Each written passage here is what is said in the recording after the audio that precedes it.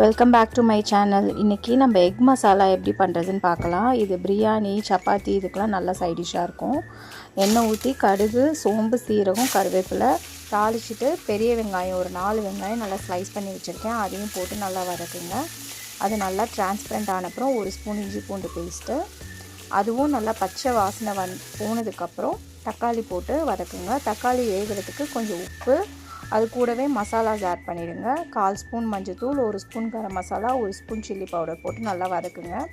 அப்புறம் கொஞ்சம் தண்ணி ஆட் பண்ணி வேக விடுங்க. அது வெந்து வர டைமில் முட்டையுமே நல்லா கீறி வச்சுக்கோங்க. அதையும் ஆட் பண்ணி ஒரு 5 மினிட்ஸ் நல்லா ஸ்டர் பண்ணுங்கள்.